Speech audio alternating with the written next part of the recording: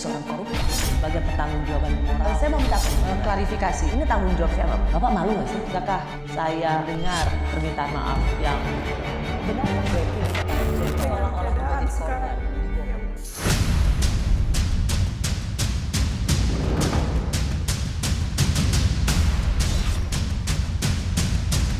Saya bukan lurah, saya adalah Presiden Republik Indonesia.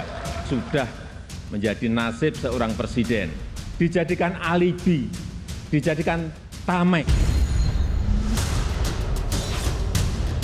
Sidang tahunan MPR 2023 mendadak riuh dengan pidato Presiden Jokowi yang membantah jika dirinya sebagai penentu capres dan cawapres koalisi untuk Pilpres 2024. Pernyataan Jokowi ini juga seakan menjawab spekulasi publik akan adanya peran Jokowi di balik terbentuknya koalisi besar dadakan yang mendukung Prabowo Subianto.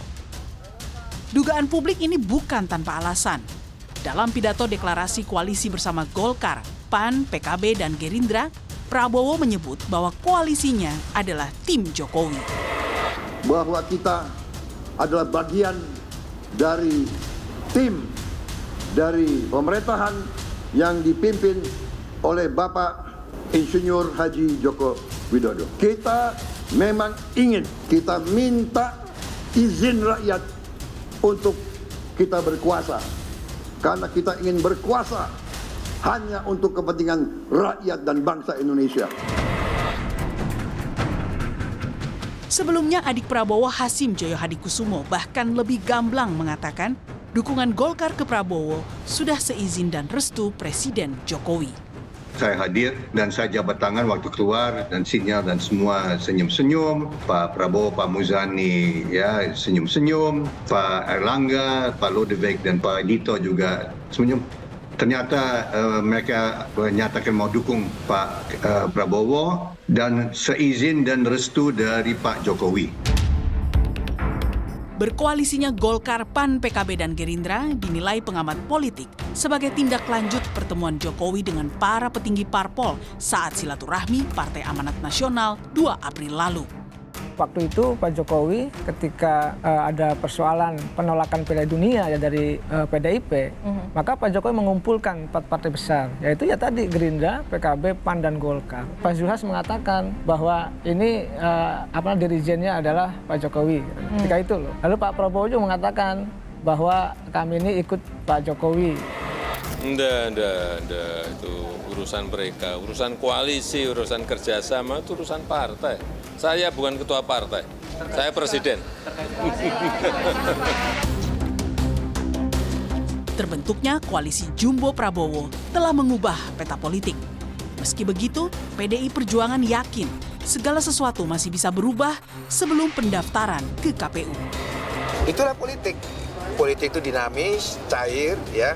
Bahkan tidak ada jaminan juga partai politik yang sudah menjalin kerjasama politik itu ketika NDN pendaftarannya nanti akan masih tetap bersama-sama. Apalagi yang baru sekedar penjajakan. Dan itu kami anggap satu hal yang wajar dalam dinamika politik kita seperti ini. Terlepas adanya bantahan Jokowi memberi restu koalisi pendukung Prabowo, namun dengan ditinggalkannya PDIP oleh rekan sesama koalisi di pemerintahan menimbulkan pertanyaan. Benarkah Jokowi kini balik badan dari partai yang sudah mengantarnya menjadi presiden 2 periode, bahkan sukses menjadikan anak dan menantunya sebagai wali kota?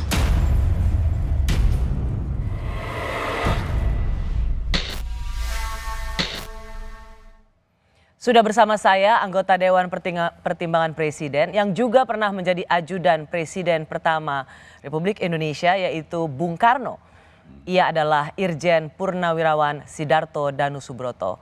Opa, terima kasih sudah di Rosi. Biasanya karena Pak Darto dipanggilnya Opa, jadi saya boleh panggil Opa juga ya. Opa, kita bicara ini hari Kamis tanggal 17 Agustus. Ya. Terima kasih karena habis dari istana, Opa upacara bendera dan langsung ke studio Menara Kompas.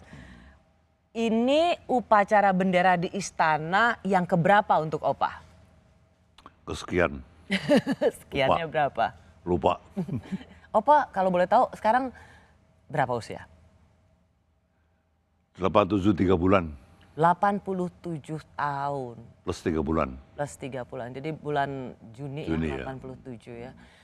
Karena ajudan Bung Karno, kemudian juga sekarang di PD Perjuangan, One Team Press. Ingat-ingat deh Opa, udah berapa kali kira-kira ikut upacara di istana? Lupa. Sekian puluh kali. Tadi ikut upacara kan pasti ya? Ya. Gimana Opa, ikut upacara ya? Saya ikuti 3 kali upacara terakhir ini ya. Bagaimana kita promote our budaya ya, itu bagus sekali ya. Bagaimana tiap pejabat tadi pakai pakaian daerah ya. Pak Presiden kemarin di MPR pakai pakaian Maluku ya. Tadi pakaian apa saya kurang. Pokoknya semua pejabat itu pakaian daerah yang macam-macam itu adalah hal yang wajib kita rawat ya. Menjual budaya bangsa itu wajib kita rawat. Itu adalah jati diri kita ya. Yang seru tadi di istana pada saat upacara bendera itu, jadi kita menyebutnya istana menari. Ya betul. Semua rasanya berjoget. Ya. Opa joget juga nggak? Joget. Semua menteri joget, saya ikut joget. Lagu apa pas Opa joget? Waduh, lagu joget lah. Saya lupa saya. Seru ya tapi tadi ya, 17 Seru. Agustusan ya. Ya. Oke. Opa jadi ajudan Bung Karno, jadi hari ini kita bicara soal Opa Sidarto. Dari Bung Karno sampai Ya. Pak Jokowi Ya. sebagai presiden. Dari kepemimpinan satu ke yang lainnya, apa yang menurut Opa pelajaran terbaik untuk bangsa ini? Ya, jas merah. Jangan sekali-kali melawan sejarah. Sejarah bangsa adalah sejarah karma politik. Sing bae pupuh, sing salah seleh. Apa arti itu Opa? Yang memberi itu mendapat, yang bikin salah itu akan kelihatan. Yang nyolongan bakal kehilangan. Itu orang Jawa bilang begitu. Siapa yang menanam, dia akan menuai. Yes. Opa selalu mengingatkan banyak orang, banyak dari kita soal karma politik. Apa sih sebenarnya pesan yang ingin Opa sampaikan? Ya saya lihat bahwa sejarah bangsa yang saya alami selama 7 ini adalah sejarah karma politik.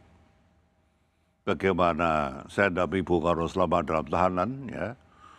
5 bulan di sana sebagai presiden de jure, lalu tahanan kota 6 bulan, tahanan rumah 6 bulan, ya itu saya menyaksikan bagaimana seorang bapak bangsa itu betul-betul dying dalam arti tidak terawat dengan baik.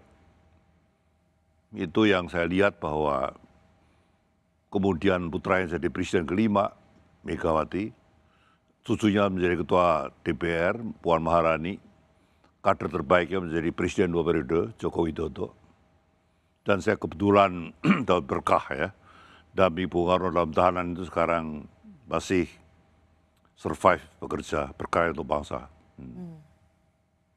Karma politik. Yes. Sesuatu karma baik ini ya Opa ya. Ya. Karena dulu apa yang ditanam baik, maka sekarang generasinya Ya. menuai sesuatu yang Ya, baik. kebaikan.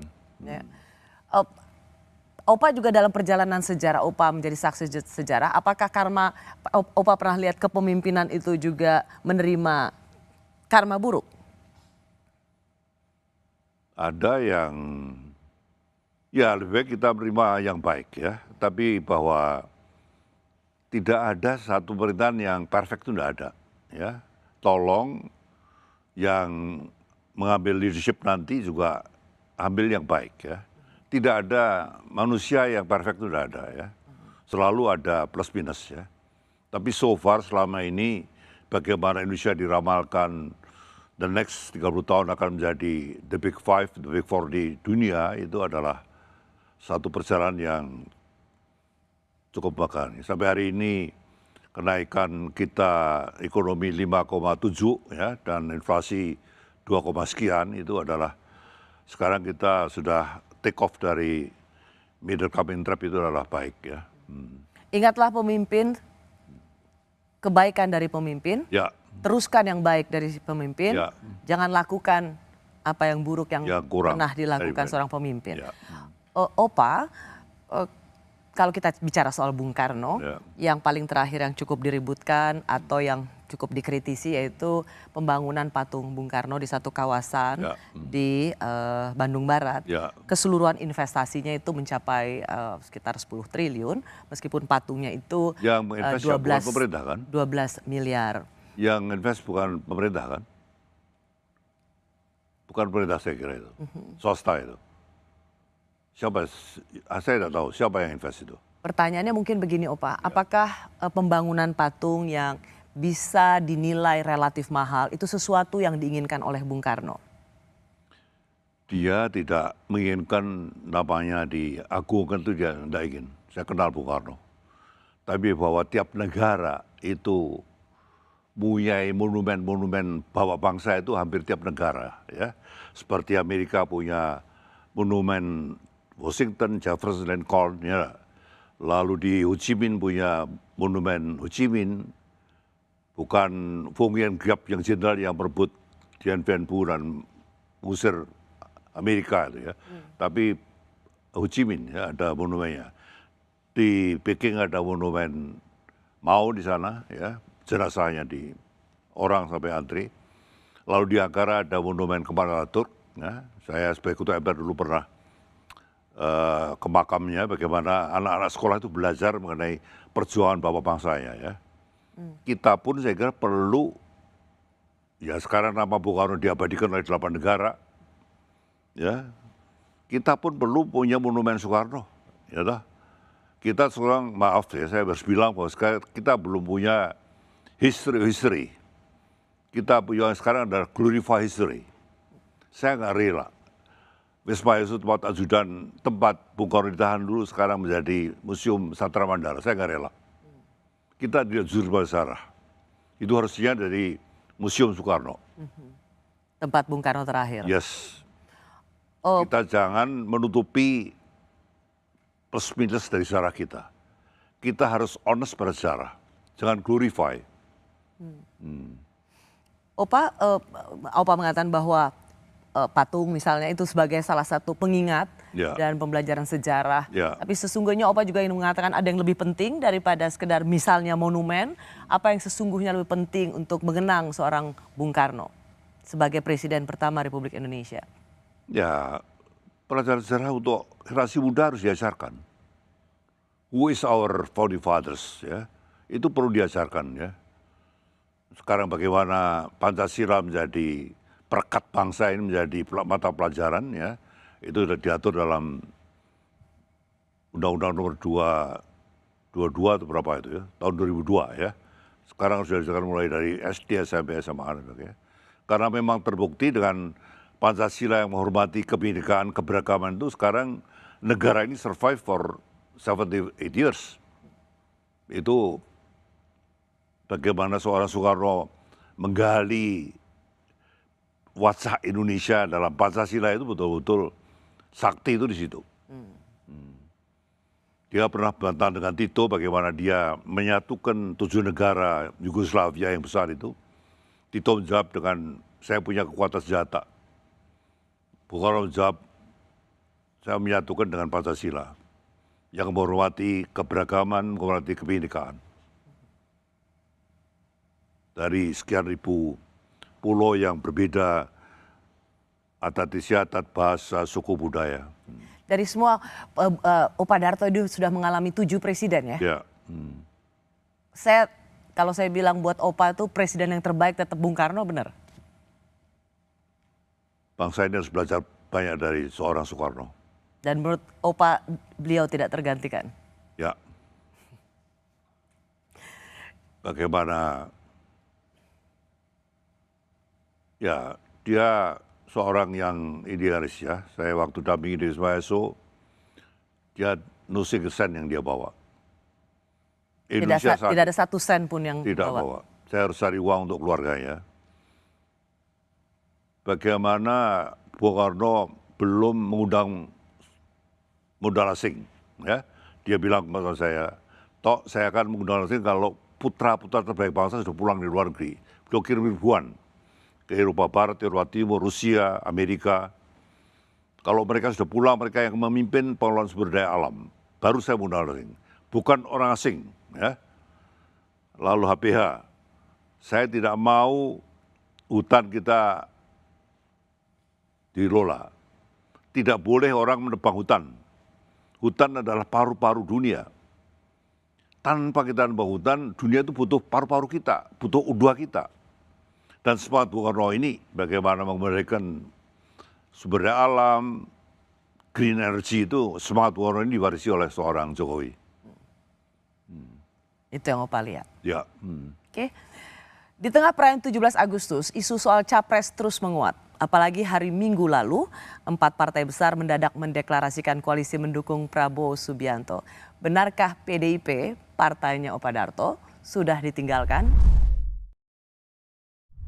Kita di sini juga tidak malu-malu mengatakan bahwa kita adalah bagian dari tim dari pemerintahan yang dipimpin oleh Bapak Insinyur Haji Joko Widodo. Kita bagian daripada tim Jokowi yang harus kita berani mengatakan berhasil dalam membawa bangsa dan negara ini sampai sekarang. Saya masih bersama anggota Dewan Pertimbangan Presiden yang pernah meraih penghargaan MURI sebagai abdi negara dengan masa pengabdian terlama, yaitu 56 tahun. Bapak Sidarto Danu Subroto yang kerap dipanggil Opa Darto. Opa Darto hari Minggu lalu mendadak partai-partai besar itu langsung mendeklarasikan ke capresnya Pak Prabowo. Ini mengejutkan Opa Darto?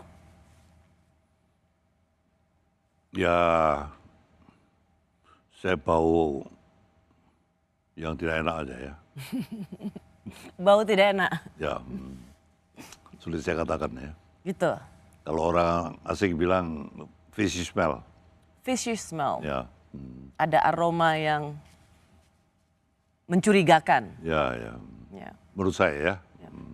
Saya boleh mengatakan gitu kan? Gak apa-apa dong. Opa cukup mengenal Ibu Megawati? Bukan cukup mengenal. Menurut saya Opa sangat mengenal Ibu Megawati, Ketua Umum Partai Waktu tugas di istana beliau masih dikeluarkan dari UNPAD waktu itu. Saya 31 beliau baru keluar dari UNPAD. Mas Tok Guntur itu baru dikeluarkan rektor dari ITB semester 6. Karena demo-demo mahasiswa ya. Rektor yang mengeluarkan. Jadi dikeluarkan bukan karena tidak mampu, tetapi karena politik, rektor yang mengeluarkan. Ya. Itu ya politik saat itu menggoreng bagaimana seorang Soekarno salah ini salah itulah ya. Opa, apakah Opa merasa PD Perjuangan dalam hal ini Ibu Mega sudah ditinggalkan? Oh tidak, saya tidak pikir begitu. Kenapa?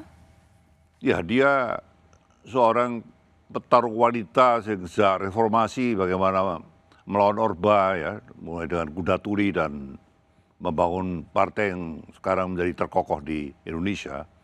Itu adalah seorang yang tidak mudah ya. Bagaimana dia kader-kadernya menjadi petarung-petarung di lapangan ya. Karena itu telah dicontohi oleh seorang Megawati yang memang petarung ya. Seorang wanita petarung itu sejak reformasi. Bagaimana bisa sekarang selalu menjadi partai terbesar di Indonesia ya. Pada saat deklarasi partai-partai tadi untuk mendukung deklarasi pencapresan Pak Prabowo, Golkar, PKB, PAN dengan terbuka dikatakan bahwa ini adalah timnya Pak Jokowi. Opa bisa terima ini? Saya tidak setuju. Bagaimana tim Jokowi kalau di situ kita baca ada Roky Gerung, ada HTI, ada FPI, ada 212 ya. Ada macam-macam, apakah itu penerus Jokowi? Tidak.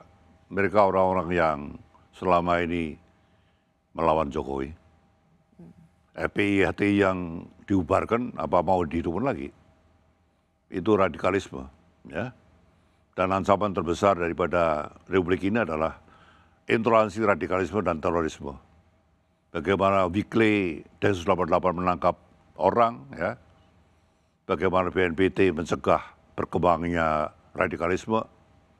Saya sendiri kemana-mana memberikan vaksinasi ideologi Pancasila, ya, karena COVID yang lebih berbahaya saat ini bukan COVID penyakit yang bisa kita atasi, tapi COVID ART, ya. Itu virus yang lebih berbahaya daripada COVID. Opa tadi sempat menyinggung soal HTI-FP, kan itu organisasi sudah terlalang. Sebenarnya apa yang sedang Opa ingin identifikasikan? Ya, mereka selama ini dekat sama beliau. Orang-orang yang beliau ada di situ. Ya, Mbak Rosi tahu sendiri bagaimana mereka pendukung Prabowo juga. Maaf ya, yang saya tahu begitu. Mungkin ada informasi lain kan. Jadi ketika dikatakan ini adalah tim Pak Jokowi, Bapak tidak bisa menerima karena melihat itu sama sekali berbeda. Tapi kalau misalnya memang mereka merasa bahwa Pak Jokowi merestui, tadi kita dengar bahwa Pak Hashim sendiri mengatakan koalisi partai-partai itu untuk mendeklarasikan capres Pak Prabowo itu atas seizin restunya Pak Jokowi. Bukankah ini sebuah perjodohan politik yang udah jalan? Jalan iya, tapi bahwa dibantah oleh Presiden Jokowi dalam pidato kenegaraan kemarin, saya ini Presiden Republik Indonesia, saya bukan ketua partai, saya bukan ketua polisi partai, saya tidak berhak untuk mengusung capres. Dia declare tadi, dia sampaikan itu di publik. Tidak betul bahwa saya pro A, pro B, tidak betul. Seorang capres harus menjual dirinya sendiri, tidak perlu nebeng popularitas daripada seorang presiden, tidak perlu. Dia harus promote himself. Opa, kan begini, soalnya banyak juga ketum-ketum partai mengatakan ini sudah seizin Pak Jokowi, atas arahan Pak Jokowi, ini semua timnya Pak Jokowi. Jadi kalau ketum partai mengatakan itu, sementara Pak Jokowi juga mengatakan saya disebut Pak Lurah dan saya bukan Pak Lurah, saya tidak mengatur-ngatur pencapresan. Siapa yang tidak jujur di sini? Saya lebih percaya presiden yang honest. Dia seorang presiden yang tidak boleh untuk mendukung salah satu capres, tidak boleh. Itu disampaikan secara jelas oleh presiden. Tapi kalau ada yang ngaku-ngaku bahwa dia itu, maaf ya saya, itu tidak baik. Seorang calon harus menjual he himself, bukan harus nebeng popularitas seorang presiden, tidak boleh. Dia harus menjual he himself. Who am I? Tidak boleh dia nebeng popularitas daripada presiden, tidak boleh. Kebetulan sekarang trust publik pada presiden lagi baik, tidak boleh lalu dompleng ke sana, tidak boleh. Nanti penerusnya harus penerus yang betul-betul mampu meneruskan program dan legasi seorang Jokowi. Bukan nebeng, bukan. Harus mampu meneruskan. Dan itu orang yang betul-betul harus timbul dari bawah itu ya. Soal Pak Lurah, Opa sendiri sering dengar kan Pak Lurah? Ya. Suruh ketemu Pak Lurah. Bukan sekali dua kali kan ya? Ya. Opa sering dengar ya? Ya. Di antara para relawan juga selalu ada sebutan itu kan, Pak Lurah kan? Ya. Jadi Pak Lurah itu emang benar biasanya mengarah pada Pak Jokowi. Ya tapi dia kan gak suka dibilang begitu kan. Nama saya kok dipakai kanan kiri sebagai Pak Lurah itu, saya bukan Pak Lurah, saya presiden. Dia bilang gitu kan. Yang tidak boleh saya dipakai untuk promote seorang capres atau seorang apapun, tidak boleh. Relawan juga tidak boleh menonjolkan bahwa dia adalah relawan ini itu, tidak. Lebih baik harus promote inilah saya ya, yang betul-betul dengan rela ya, namanya relawan, dan rela memang menjagokan si A, si B dan sebagainya. Sebagai seorang senior yang sudah mengikuti pemilu, dan juga ikut mengantarkan Presiden Jokowi dari mulai menjadi gubernur dan presiden. Opa Darto merasa cukup cemas nggak bahwa memang PDIP akan sendirian, ditinggalkan sendirian, dan dikeroyok rame-rame? Kalau pengalaman dikeroyok, ditinggalkan itu sudah pada waktu pengalaman Pak Jokowi 2014 itu. Kita juga dikeroyok waktu itu. Tapi saya percaya bahwa seorang yang baik itu nanti akan elected by rakyat ya. Rakyat sekarang mulai pandai, mulai cerdas ya, dan saya harapkan kelompok milenial yang sekarang majority of pemilih ya, ada 80% ya, mereka supaya belajar dari sejarah ya. Who is suppressed, this one, that one, itu anak-anak muda sekarang harus belajar ya. Bagaimana dulu terjadi pelanggaran HAM tahun 98, reformasi, itu perlu anak-anak muda sekarang belajar ya. Untuk tidak, ya jas merah ya. Jangan sekali-kali mengenal sejarah ya. Sejarah yang baik kita ikuti, tapi sejarah yang berlumuran darah itu jangan terulang lagi. Ada suara-suara yang menyebut Presiden Jokowi merasa tidak bisa mengatur PDI Perjuangan karena semuanya tergantung Ketua Umum PDIP, Ibu Megawati. Apakah ini yang membuat Jokowi lebih nyaman mengatur partai lain? PDI Perjuangan menggalakkan program stunting loh Pak. Mbok saya dikasih bintang toyo. Pak Jokowi gue lah ngono lho, mentang-mentang. Lah iya, padahal Pak Jokowi kalau nggak ada PDI Perjuangan juga aduh kasihan dah.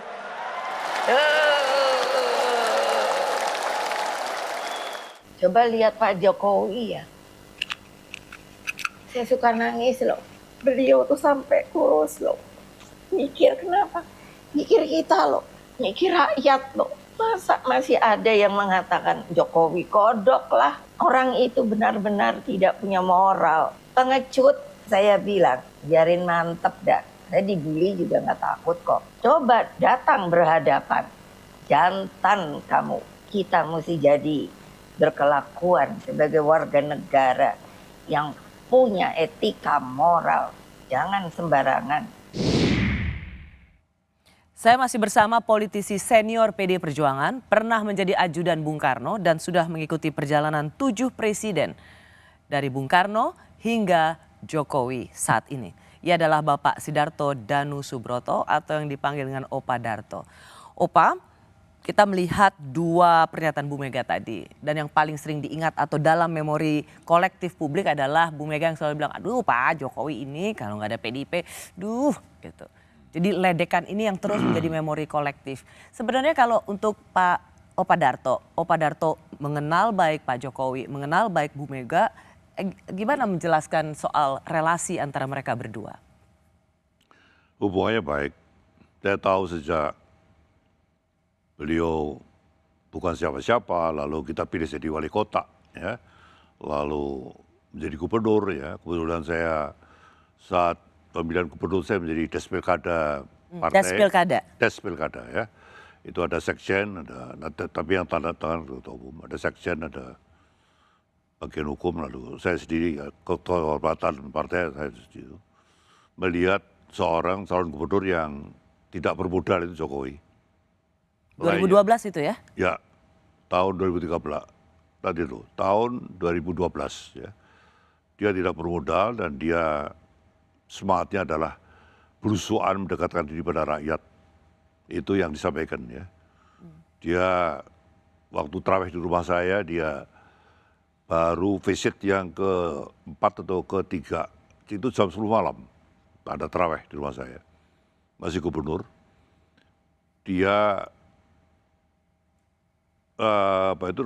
selesai door to door berusuhan tuh jam 2 pagi. Itu daily. Dia seorang betul-betul petarung lapangan tuh seorang Jokowi. Ya. Konteksnya dengan relasi sama Bu Mega apa, Opa? Bagus. Orang sering mengartikan apa yang diucapkan oleh Bu Mega itu mengecilkan Pak Jokowi, Ya, padahal ia seorang presiden. ya.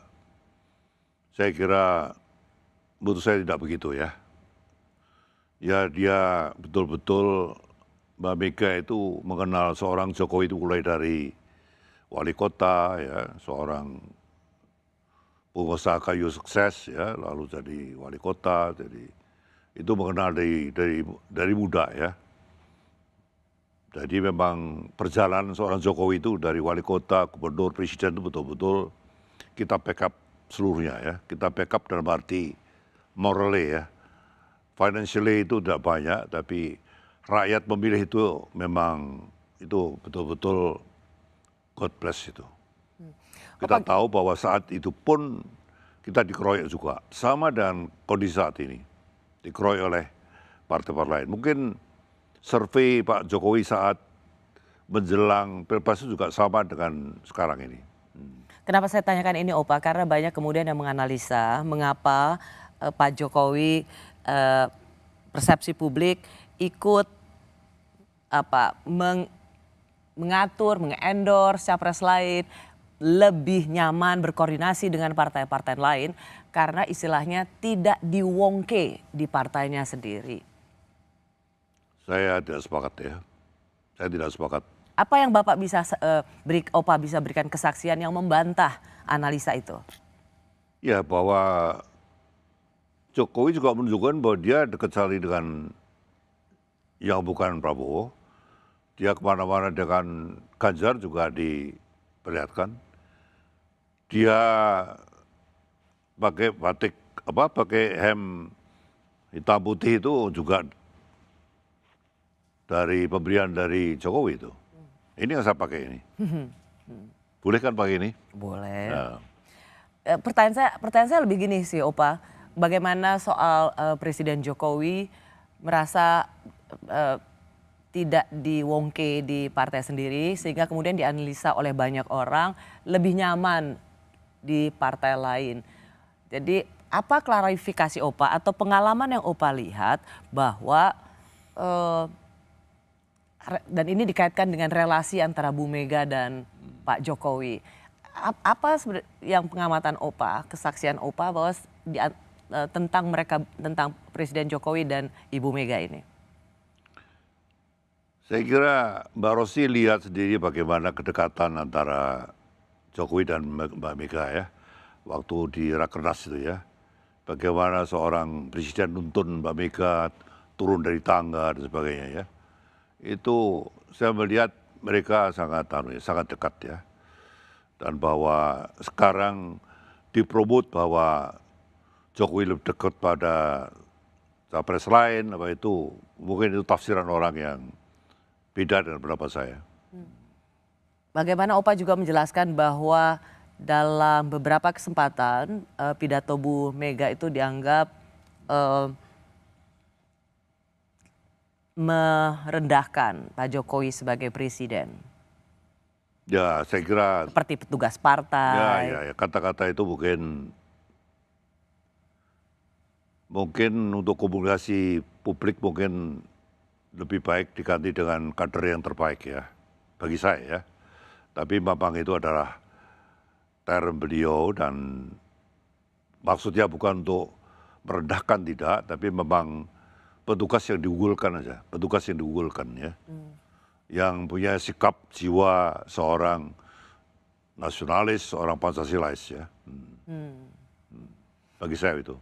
Jadi kalau ada yang bilang bahwa PDIP ini harus introspeksi, jangan sombong gitu. Opa sebagai kader senior PDI Perjuangan mengamini itu atau ada jawaban lain?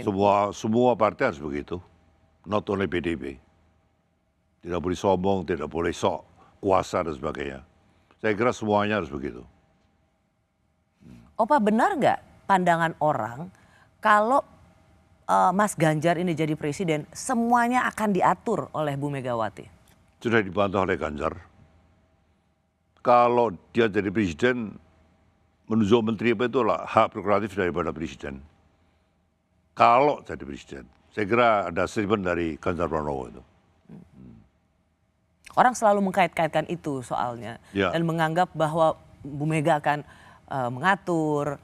akan mendikte? Saya kira tidak mudah ya, karena yang nanti terbangun adalah juga koalisi partai-partai lagi ya. Saya kira ya, kalau sudah elected siapapun, itu nanti adalah pemerintahan yang majority itu harus backup by koalisi partai-partai ya. Oke, Opa ingin mengatakan bahwa pada saat pembentukan menteri-menteri kabinet, Ya. bagaimanapun juga ya partai koalisi Tetap, ya. yang akan menentukan Ya. siapa yang akan di kabinet. Ya. Tidak bisa diatur oleh kita, tidak bisa. Itu adalah calon dari masing-masing partai ya. Ada sebenarnya pernyataan Bu Mega soal mengatur presiden. Kala itu diucapkan di satu kesempatan, ditanya apakah ingin ikut campur dalam urusan menekan presiden, ini ada jawabannya. Makanya kan ngapain saya neken presiden? Loh itu yang harus bisa dibedakan loh. Saya ini orang taat aturan. Nah kalau ditanya, lah kan mungkin aja Pak Jokowi kan yang dipilih ibu. Loh iyalah. Tapi kan juga yang memilih rakyat Indonesia setelah di apa itu? Di MPR di apa namanya? Dijadikan, dilantik itu. Ya saya hormati sebagai presiden saya. Jadi kalau dibilang neken, saya mau nyari cara nekennya gimana. Apa yang ingin Opa sampaikan soal Itu pernyataan ini? betul kan, itu adalah presiden yang elected. Memang disokong oleh partai tapi elected presiden itu by rakyat itu. Tidak by partai. Memang dicalonkan tapi elected by rakyat. Orang seperti Bu Mega sendiri, Opa sendiri mengatakan tidak akan ikut campur terlalu jauh Ya. untuk intervensi siapa menteri di kabinet. Ya. Apalagi kalau misalnya itu dari menteri partai Koalisi. lain ya, Ya. partai koalisi. Right. Opa, kalau misalnya orang mengatakan begini, Opa, bahwa Pak Jokowi dan Ibu Mega ini berada dalam satu tingkat hubungan yang tidak baik karena Bu Mega ini dianggap satu karena PDI Perjuangan tidak setuju dengan perpanjangan masa presiden, tidak setuju dengan 3 periode, dan itu dianggap menghalangi apa yang secara belakang panggung diinginkan oleh presiden. Apa jawaban Opa? Presiden sendiri menjawab bahwa based on constitution itu tidak boleh ya. Konstitusi mengatur bahwa presiden itu memang 2 periode ya. Memang ada kehendak dari beberapa pihak untuk extend untuk 2-3 tahun dan sebagainya. Tapi itu melanggar konstitusi. Saya kira penegasan itu bukan oleh kita-kita tapi juga oleh presiden himself itu menegaskan begitu. Itu adalah based on konstitusi, tidak boleh. Tapi Opa tahu kan, itu Ya. ada suara-suara Ada. tidak jadi dengan 3 periode, Ya. tidak jadi dengan penambahan masa presiden, dan itu dianggap gara-gara PDIP, gara-gara Bu Mega, dan itu membuat relasi Bu Mega Ya. dan Pak Jokowi Ya. menajam? Nah, I don't think so ya, bahwa Mbak Mega bicara demikian karena itu based on constitution, based on undang-undang dasar itu. Bukan karena kehendak beberapa golongan atau untuk extend itu tidak ya. Karena itu based on law itu. Meskipun kadernya sendiri loh yang Ya. perpanjang masa Right. pemerintahannya Ya. dan 3 periode, Ya. kan kadernya juga. Even kadernya tapi kalau melanggar konstitusi itu tidak baik. Ya. Itu nanti akan menjadi sejarah yang tidak baik. Nanti akan terjadi lagi ya. Itu tidak baik ya. Oke. Dalam pidato kenegaraan 16 Agustus lalu, baru kali kemarin baik Presiden maupun Ketua MPR menyinggung soal koalisi untuk pencapresan. Dan ini semua ujungnya karena masih saling cari calon wakil presiden. Bagaimana sejarah mencari wakil presiden di era reformasi ini?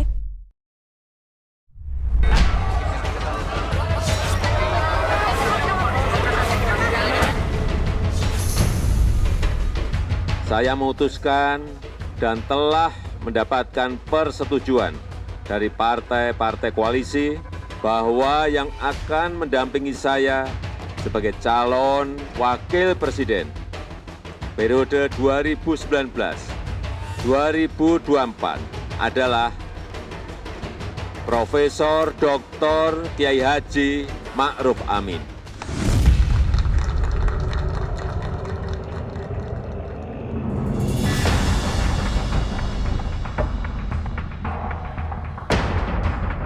Lima tahun lalu atau tepatnya tanggal 9 Agustus 2018, terjadi peristiwa politik yang sangat dramatis. Apalagi kalau bukan batalnya Mahfud MD sebagai calon pendamping Jokowi di Pilpres 2019.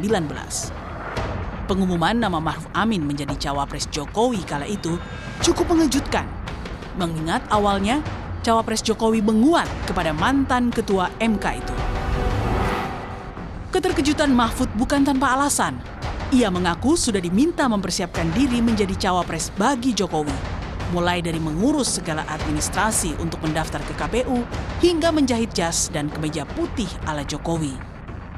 Saya tidak kecewa, ya kaget saja karena sudah diminta mempersiapkan diri, bahkan sudah agak detail. Tapi menurut saya biasa di dalam politik. Itu tidak apa-apa. Kita harus lebih mengutamakan keselamatan negara ini daripada sekedar nama Mahfud atau nama Ma'ruf Amin atau nama siapa gitu ya. Kejutan perubahan nama bakal calon wakil presiden kala itu diduga karena manuver elit politik tertentu di tikungan terakhir. Termasuk suara-suara yang menyebut bahwa Mahfud bukan bagian dari Nahdlatul Ulama.